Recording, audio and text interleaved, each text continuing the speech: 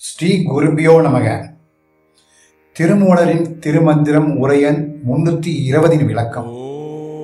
நடுவு நின்றார்க்கன்று ஞானமும் இல்லை, நடுவு நின்றார்க்கு நரகமும் இல்லை, நடுவு நின்றார் நல்ல தேவரும் ஆவர், நடுவு நின்றார் வழி நானும் நின்றேனே.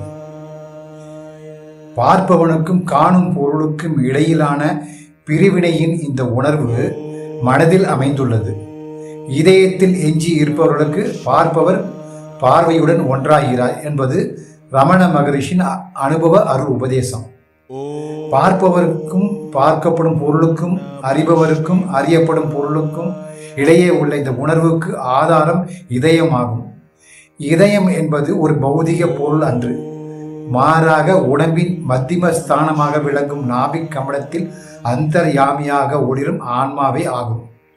உணர்வுமயமான மனமானது மூலமாகிய ஆன்மாவில் ஒடுங்கும் போது அவ்வுணர்வு தூய உணர்வாகிறது.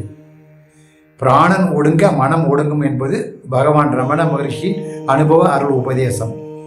அதற்கு கூறிய நாதன் குருவின் அருள் பெற்றால் வாரி பிடிக்க வசப்படும் தானே என்னும் திருமூலரின் திருமந்திர பாடல் வழிகாட்டுதல் படி பிராணன்கள் என்னும் வாசிகளை குருவின் அருள் பெற்று முறையாக பிடித்தால் இவ்விரண்டும் ஆன்மாவில் ஒடுங்க உணர்வுமயமான மனமும் ஒடுங்கி தூய உணர்வு பிரகாசிக்கும்.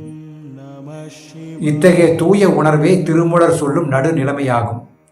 அவ்விழிப்புணர்வு செயல்படாது போனால் பார்ப்பவர் மற்றும் பார்க்கப்படும் பொருள் அல்லது அறிபவர் மற்றும் அறியப்படும் பொருள் என்னும் இவ்விரண்டும் இருந்தும் இல்லாதவையே. அந்நடுவில் விழிப்புணர்வாக நிற்பவரே தம் இறைவனை உண்மையாக பார்ப்பவர்.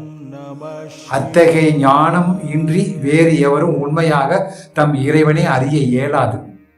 அவ்வாறு அந்நடுவில் நிற்பவரே விழிப்புணர்வு என்னும் சிவன் அருளால் நல்ல தேவரும் ஆவர். ஆகையால் அத்தகையோருக்கு நரகம் என்பதும் இல்லை.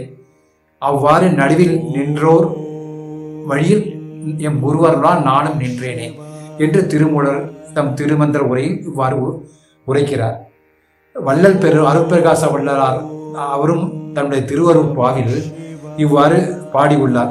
கல்லார்க்கும் கற்றவர்க்கும் களிப்பவர்களும் களிப்பே என்னும் பாடலில் நல்லார்க்கும் பொல்லார்க்கும் நடுவாய் நின்ற நடுவே என்று இவ்விழிப்புணர்வையே தம் இறைவனாக சிவமாக சுட்டி காண்பிக்கின்றார். திருச்சிற்றம்பலம்.